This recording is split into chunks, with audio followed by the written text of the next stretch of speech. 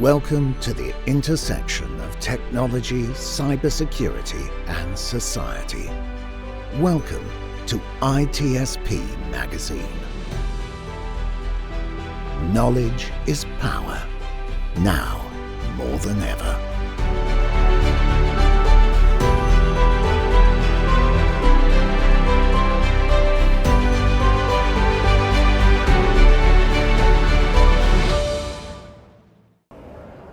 Thank you guys for joining us. I wanted to have a nice little conversation with you today. My name is Ben Schmerler. I'm the co-host of Tech Done Different for ITSP Magazine. We're here at Broadcast Alley at RSA conference, and I want to have a nice lively chat with a couple of really smart guys about security and dealing and dealing with security in a time where the threats are so diverse and the expertise needed is so challenging. So before I get into that, we'll do a couple of brief introductions, and if you don't mind, I'm going to cheat off my phone a little bit just to make sure I give everybody their proper respect. So first here we have Arvin. Arvin Bansal is a cybersecurity subject matter expert with proven ability to design, build, and successfully implement global cybersecurity and risk programs for Fortune 30 firms, including Citigroup, Experian, and Verizon. Thank you so much, Arvin, for joining us today. Thank you for having me. Wonderful. We also have here Justin Beachler, and let me get your bio up. Yeah, well, I'm happy to cover it off too. Oh, so go for it. I'm Director of Trust and Security at BugCrowd, kind of the externally facing technical wing, talking with enterprises, small to medium businesses, governments that are looking at kind of expanding their talent pool and plugging into kind of crowdsourcing in a variety of ways. And help them build and execute a program. Wonderful. Well, the first important question is, how are you guys enjoying RSA so far? Are you learning a lot, getting a lot out of it? It's busy. It's busy, yeah. It is busy. Tons and tons of people. I was down on the vendor floor, and it was the zoo. I mean, just constant things. But that's really encouraging. It's great to see the community together. I mean, these are such challenging problems. Well, one of the things I noticed was the amount of languages being spoken on the floor has increased. So the kind of our world's getting smaller, right? We're kind of having to come together more and more and kind of share experiences outside of the Americas to build a little more of a global security posture. Absolutely, I echo Justin's comment. That's exactly what we are seeing too. Meeting such a diverse group of people from different parts of the world. As far as going from Tokyo, Japan to meeting people from Uruguay and Argentina. So I was literally blown away, how the world is coming together and 100%. when it comes to security. 100%. I mean, in our work, which is application security testing, we deal with teams that are all over the world. When we're coordinating with people, we work out of the United States, but we're oftentimes communicating with people in India and China and Japan, all over the planet, just to make sure we can coordinate and get things done. So anyway, let's get things started. What do you guys think are the biggest challenges we're dealing with security right now in 2023? And maybe I'll start with you, Arvin. Oh, there are tons of challenges out there, right? There's no doubt of that. I think the challenges vary by the industry as well, right? So if you're working with, let's say, a manufacturing company, the biggest impact to the plant is your ransomware attack. Of course. So you want to make sure you're protected and not impacting the production lines there. But if you're working in the financial firms, you have a lot of assets that are digital.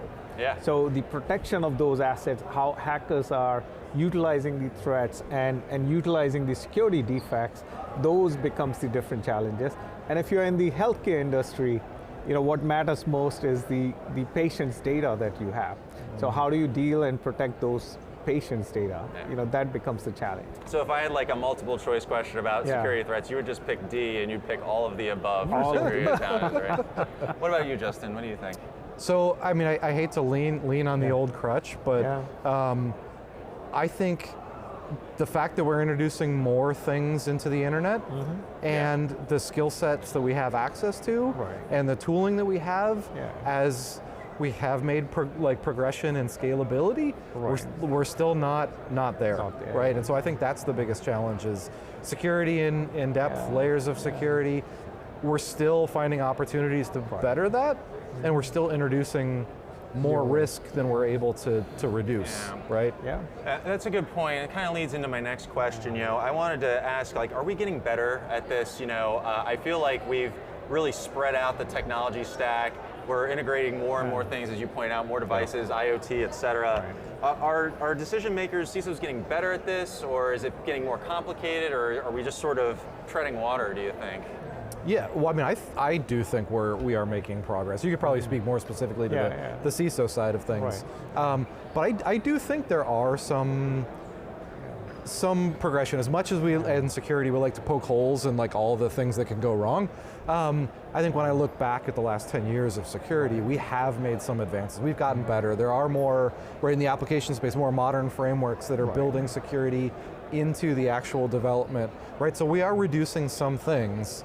It's just as that gets better, we are developing new technologies that then require different risk profiles, different levels of understanding, different threat modeling, right? All of those things. Yeah. Definitely. So I agree with you that we are getting better. Great. And all right, so we got nothing to worry about. It's fine. Go ahead. But then you start thinking about, we are getting better at what, and then what about the attacker's landscape? Are they also getting better? Of course. Are they also evolving and raising the level of attacks that are coming to us? More and more sophisticated. So to give you an example, when we used to work with a large financial firm, data center, you secure the data center, you got the perimeter, and you feel like you are not exposed to the risk as much, right? But then comes the deficiencies in data center because they were never built or designed for security. Right. And back in 2008, I had a consulting firm asking me that, hey, Arvin, do you think financial firms will adopt the cloud? And I was like, hell no.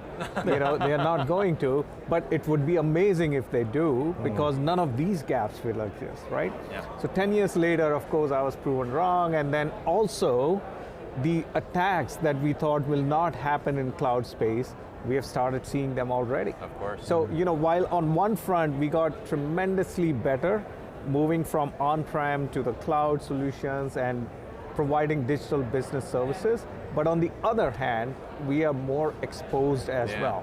Yeah. We're kind of trading threats, right? Like, we're making the technology better inherently, right? I mean, the technology itself is always improving, but we're sort of trading our threats off. Instead of worrying about our on-prem solutions and securing these big data centers, now we have to think about all these third parties and all of those things that are maybe not necessarily under our direct control.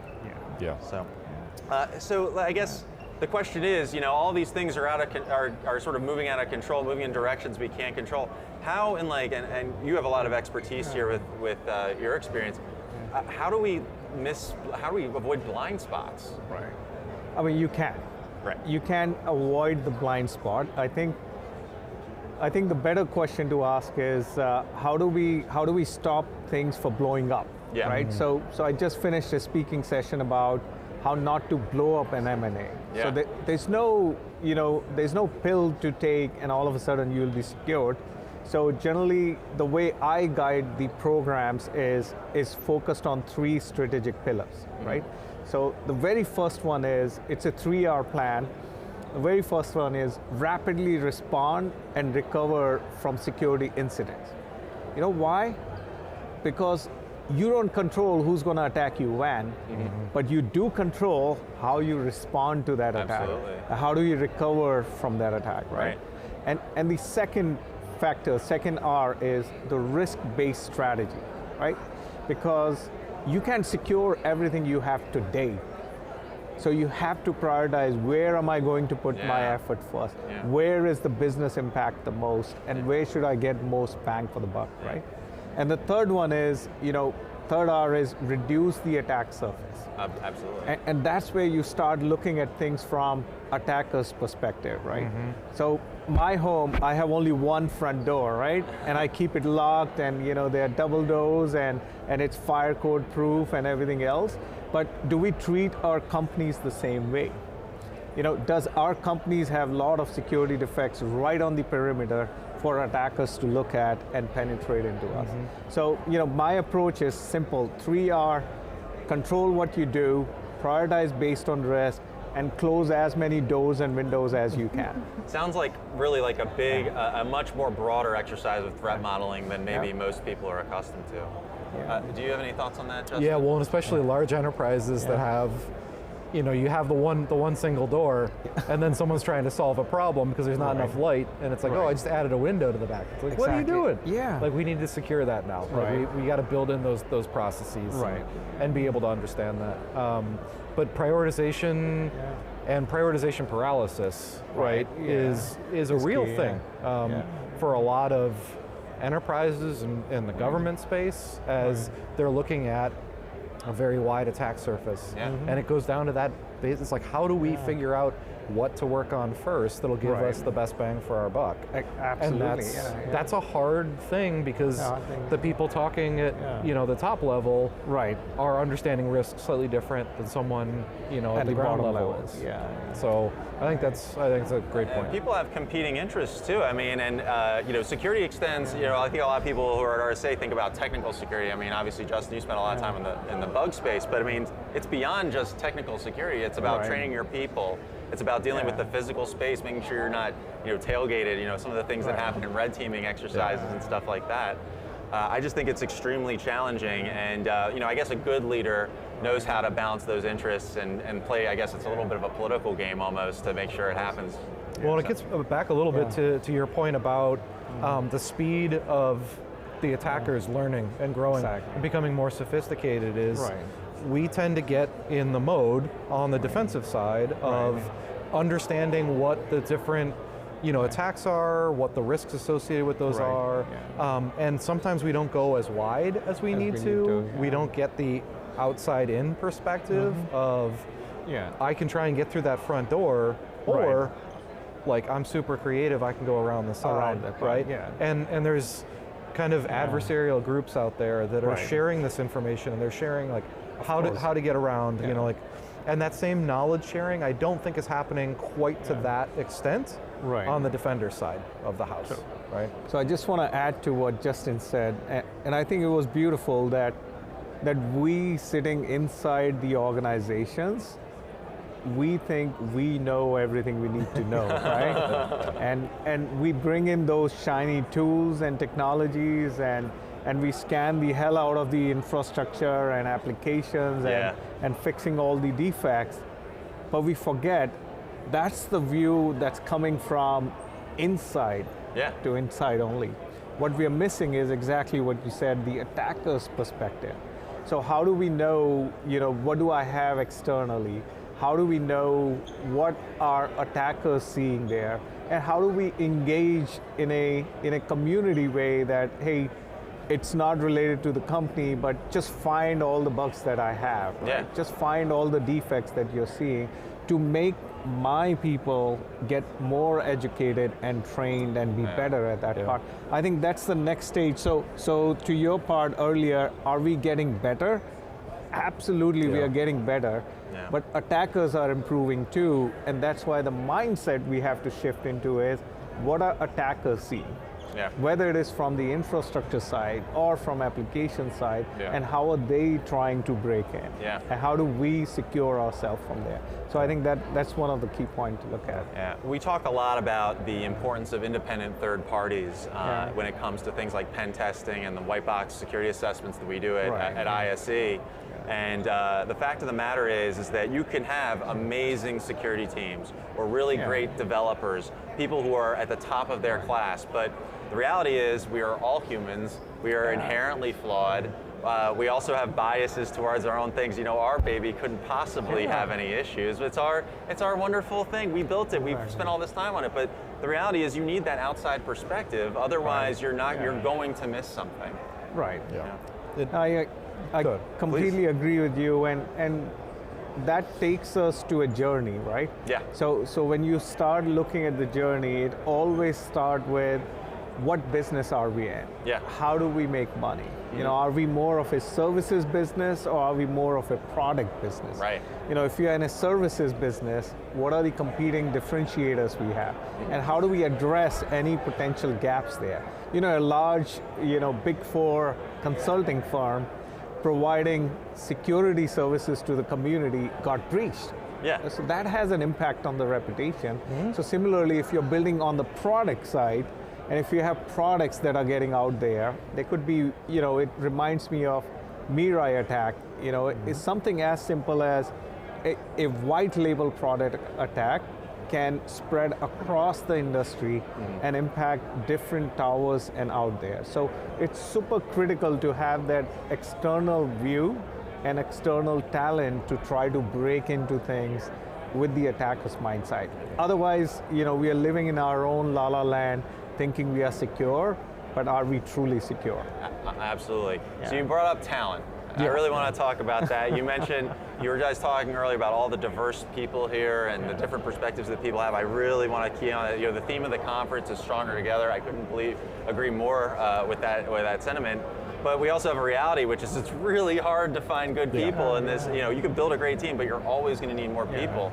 How do we start? How do we find the talent? It is a really, it's both a simple and a complicated math problem. Right.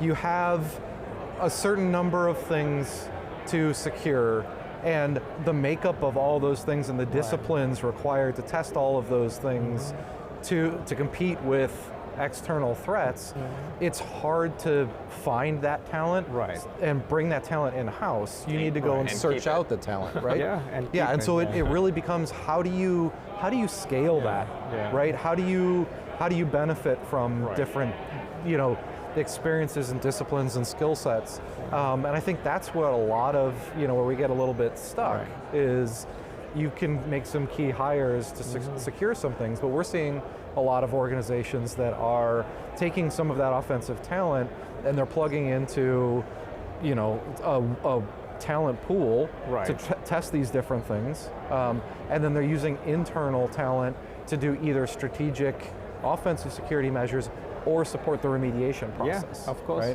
Right? So we see kind of a, let's get away from the adversarial security, development and IT relationship, and let's make it a little more collaborative, right? I totally agree with you, Justin. And just to add to that, we are living in a very dynamic time, right? So on one hand, you talk about inflation, the situation of economy, and thousands and thousands of layoffs being announced. But then on the other hand, you have those hundreds and thousands of open positions that are not filling up. Why? So one way to look at it is from our perspective, hey, let's take a hybrid approach, right? So short term, you try to bring in the strategic talent and set the direction at the top. And to extend it to a little longer term, hey, let's start going to where the talent starts from. So of course you start with colleges, interns, you plug them into the SOC model, they get up to the speed, and all of a sudden you have a couple of layers of management available. But then at the same time, you have to bring some MSSPs who have that knowledge to accelerate that learning and build a process. So there are a couple of ways to address it, but you just have to approach it from both sides. We often are looking for aptitudes and ability to process and learn and grow. I mean, when you're talking about security in general, this is an evolving industry. It's an industry of change. I mean, you can't really sit on your laurels when it comes to security. Otherwise, you're going to have, we were talking about those blind spots earlier, you're definitely going to have them. So one of the things we say is try to find people who are good to be security people and build them up and make them better and better and better at what they do, and try to get them more diverse experiences. It can be really challenging. Sort of on that note though, like, what are the kinds of roles and things that really belong in-house versus outsourced? Do you guys have any opinions about that? Maybe I'll start with you, Arvin. So, as Justin was saying, these strategic roles, they should be sitting in-house. I see. So how do you understand the business, the direction business is going in, and the way technology is following the business and putting the security layer. All of this should be in-house. Right? So that's something you want to retain and continue with. Then comes the second layer of execution. Now, within execution, you want to retain the knowledge base and the talented management leaders, but at the same time, you balance with MSSP and you balance with some of the interns that are growing and learning in there. So this way you have a decent pipeline from 6 months to 12 months to 18 months. You have continuous pipeline of talent coming in. One of the things I say is that, you know, as from an outsider's perspective, we are testing independently, and I'm curious if you agree about this. Yeah. You know, we can't really define what someone's assets are worth inherently. We can't really define what the business means or what it is. You know, we're pen testers. We're not whatever the company does, right, that we're testing on. And so if you can't define that for me, if you can't tell me what matters to you, I'm not really sure I can really come up with a strategy, or I'll do something, but it's not going to hit the mark, exactly. I really think. So. Yeah, and I think it gets back to your point about like risk and understanding of risk and what's the purpose of the business, right? Because from the outside, we can do things like, this is very impactful, it has a high likelihood of being found in the wild. We can even make some judgment calls depending on like the application framework, that it might be a difficult fix or it might be an easier fix. So there's some things we can tell from the outside, right? It goes back to that strategic piece. What we don't know is all of the nuance of what's the purpose of the business, what's being sunsetted, what's the strategy of that thing. Is it worth addressing you know, a thing over here versus a thing over here, right?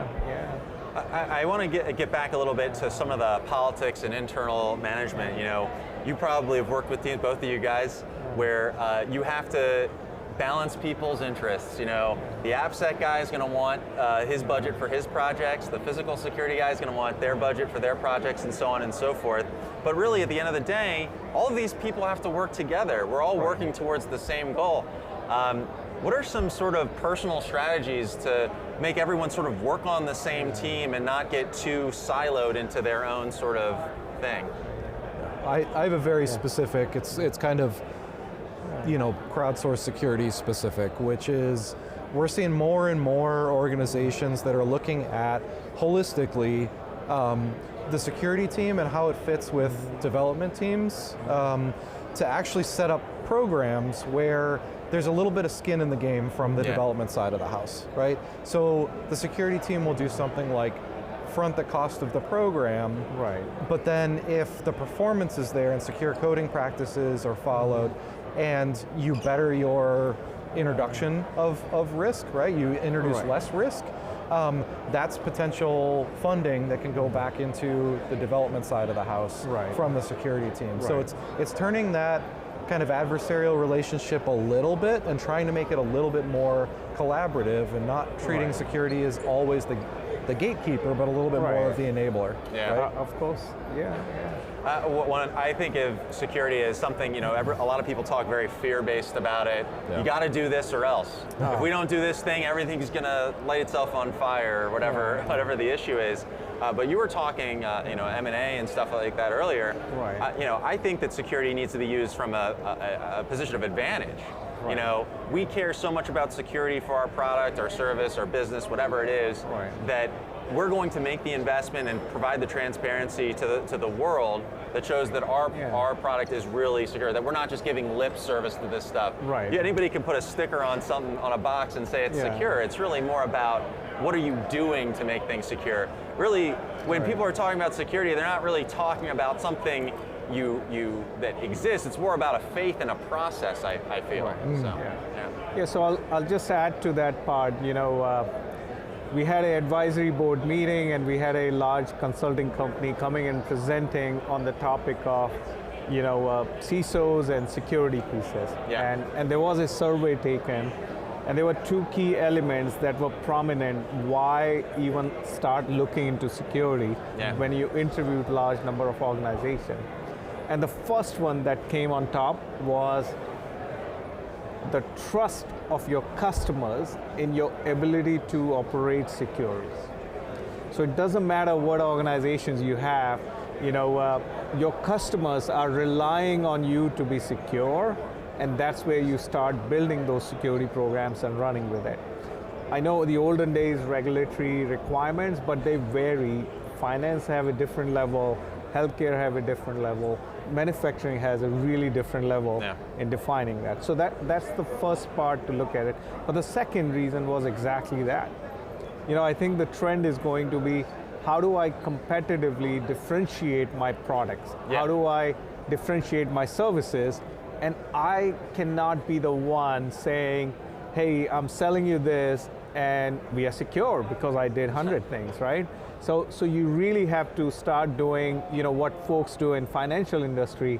You have OCC, you have FINRA, you have other companies and other things that you need to follow to prove that, hey, I'm selling you a secured security, right? Or trust me, because there is S&P rating, Moody's rating on these stats.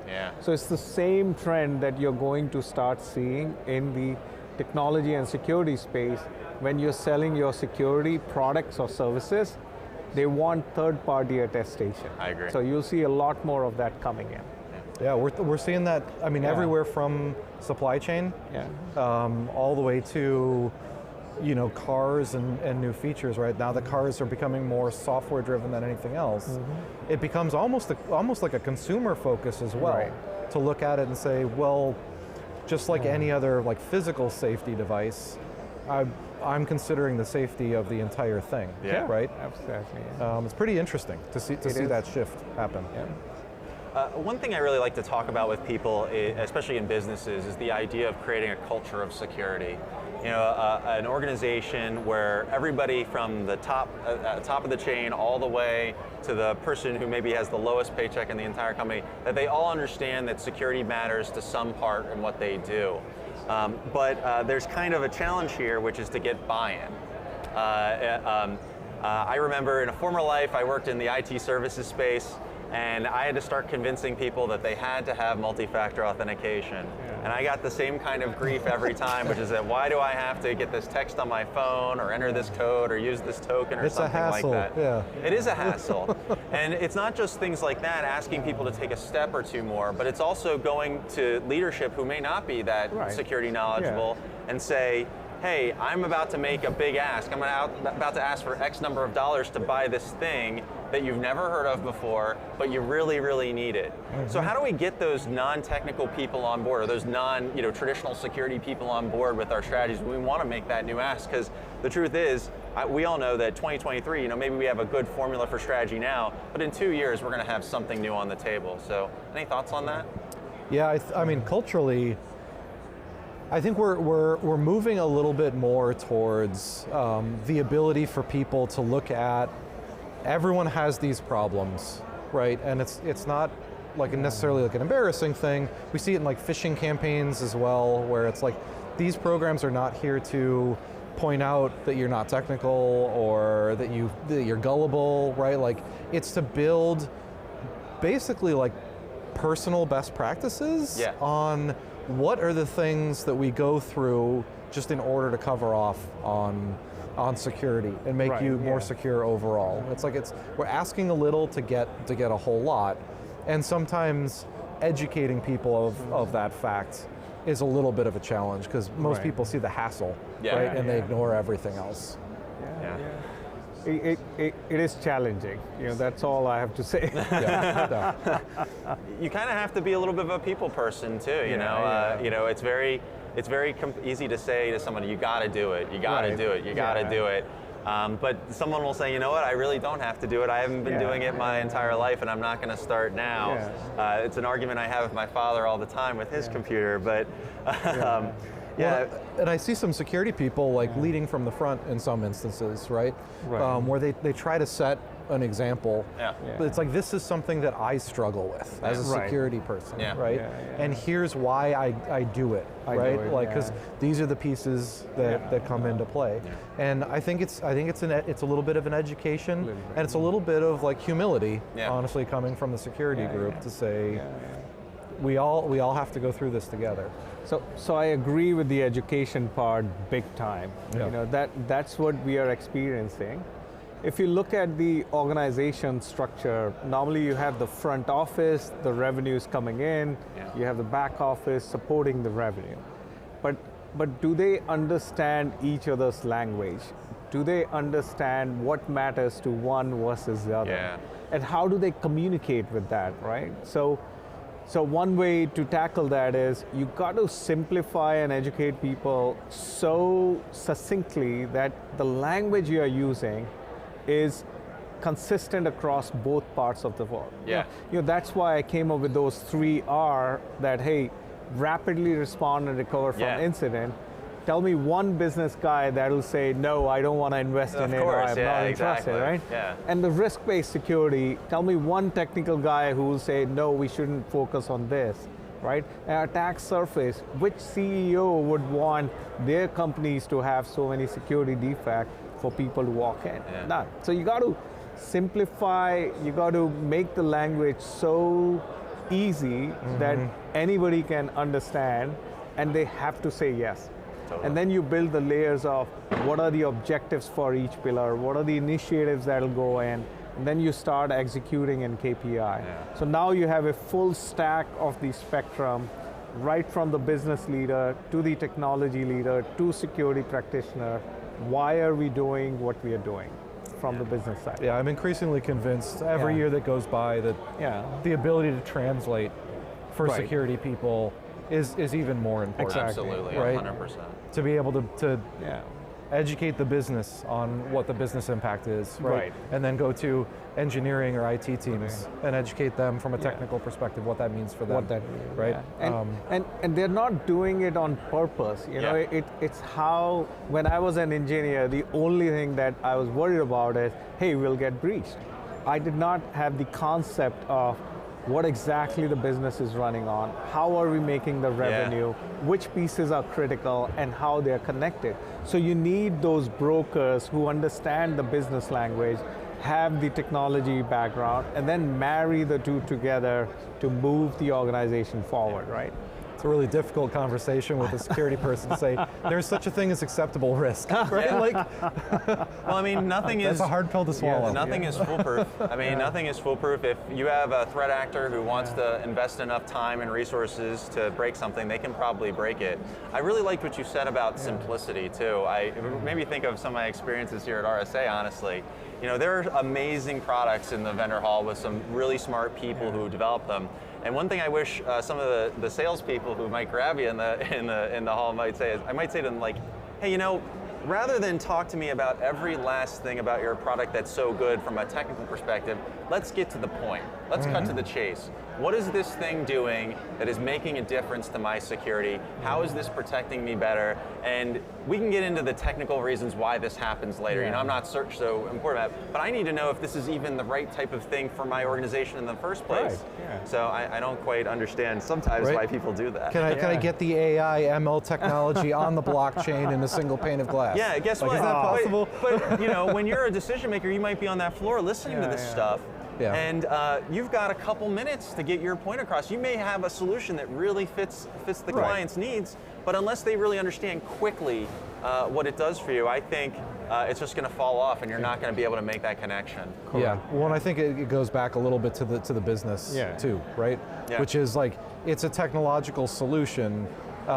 But being able to communicate that and then tying it back to the business and how it helps the business. Yeah, that's the hard part. Right, like I think that's a one step that we, as on the vendor side, we miss quite a bit, right? Sure. Well, security really is all about choices, ultimately. We have all of these decisions we have to make. Where do we put our money? Where do we put our time? Where do we put our energy? What people do we hire? Who's outsourced? So on and so forth. How do you go to sleep at night knowing that you took a reasonable approach? Because obviously we don't want perfect to be the enemy of the good, so to speak. We want to sort of know that we took a reasonable approach. What do you do when you're responsible for these decisions to sort of feel confident in what you did? Or is it maybe wrong to feel confident? Maybe you should have a little uncertainty about it. I mean, do you have any thoughts about that? I just take melatonin every night. Yeah, you know, that could help, you know, a beer or two might do something for you, I don't know. So I think having that methodical approach is really critical. Yeah. You know, so So that's number one. You got to have a framework that you can refer to, and it doesn't matter what framework you use. You can go NIST, identify, detect, protect, respond, recover, but that has to be consistent when you work with your business leader and when you work with your technology leader. Why? Because, you alone as a security leader is responsible, but you have the help and support you need from both ends, right? So if you speak the same language and the business is agreeing to the risk in those different areas, and the technology guys understand, hey, this is what our limitation, I think you have sort of reached a middle ground where hopefully you don't need the medicine anymore, right? Yeah. You just have that la la land. The framework and the ability to have everyone on the same page with this is the framework, this is how we categorize risk, this is what our current risk is, this is the direction that we're going, right? Mm-hmm. If we're doing the translation appropriately, right, so everyone's on that same page, then we're doing the best that we can, right? And we all agree that we're doing the best that we can. Right? Yeah. And I think that's kind of what I see. Well. Before we wrap up and I give you guys a chance to tell people how to reach you, I wanted to sort of wrap this up in a little bit. What's one thing that people should be doing or doing better? Get on your soapbox and evangelize for something. Tell me something that people should be doing today that they maybe could be doing better, maybe that you see out in the world that really could make a difference to most organizations. Why don't I start with you, Justin? Yeah, I mean, there's, again, like laundry list of things to pick. I mean, for me, and this is fully on my soapbox, I tend to have a problem with, or not even a problem, but in the current space, especially in application security, doing things for the sake of compliance and because you have to, as opposed to taking alternate paths to actually chase the risk. New innovative methods that may not align directly with like a PCI audit, for example, but allows you to gain more skill sets, find more vulnerabilities. If the purpose of a compliance framework is to make you this good at security, and you find something that makes you this good, like that should suffice. Exactly. But we're still in that figuring it out phase on the crowdsource side.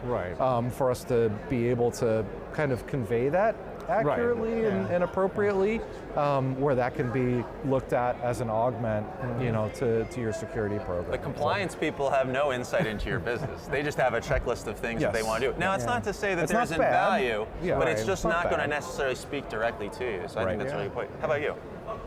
So I would say, we have 3R strategy, but the focus should be 3 Bs, right? Ben. I get it. All right. I would say be brilliant at basics. I love it. That's it. So just be brilliant at inventorying what you have. If you don't know what you have, what are you securing? Right? Be brilliant at finding the known security defects in your infrastructure. Forget about advanced threats and advanced program. If you're not able to fix those known security defects, what's the point? Right? And then be brilliant at finding your sensitive data, because that's what most attackers will come after, right? So if you don't know where that data is, how will you start building the program? So I would say be brilliant at basics, do the inventory pieces, find your security defects, make sure what data matters to you, and lastly, don't trust yourself alone. Right? So you got to go outside of the organization, have a third party validate what you're doing, have a third party give you a different perspective, have a third party verify that, hey, what you did, is it effective? I definitely agree with that part. As, we do independent pen testing, and I couldn't agree more that you just do need those outside opinions. Well, thank you so much, guys. Before we wrap up, I want to give you both a chance to sort of tell people how to reach you. Justin, you want to start? Justin.beachler@bugcrowd.com. Cool. Feel free to reach out. Any questions in AppSec, crowdsourced security, pen testing. We do some attack surface stuff. Just again, all kind of built on the foundation of being plugged into a variety of kind of the most amazing security talents around the world, and it's just bringing those to bear against your environment. Awesome. Great. Anything you want to promote? So just LinkedIn. LinkedIn. You know, hey, just arvinbansal1@gmail.com, and just reach out for anything in security. You know, I've spent a decade and a half purely doing security. I truly enjoy what I do. I can tell. And I love to share my learnings with the community. Yeah. So for anything and everything, just reach out. Awesome. Well, if you're enjoying this conversation, you want to learn more, you can check out ITSP Magazine. You can check out our podcast, Tech Done Different. My name's Ben Schmerler. You can find me on LinkedIn. It's Schmerler. I know it's a really difficult name to spell. I also work for independent security evaluators. You can check us out at ise.io. Guys, thanks again. Really appreciate you guys joining me. This is a great conversation. I'm so grateful we could have it. Yeah. Thank you for having us. Right. Thank you. Thank you. Yes, and thank you. We hope you enjoyed this conversation. If you learned something new and this story made you think, then share ITSP Magazine with your friends, family, and colleagues. If you represent a company and wish to associate your brand with our conversations, sponsor one or more of our columns. We hope you will come back for more stories and follow us on our journey. You can always find us at the intersection of technology, cybersecurity, and society.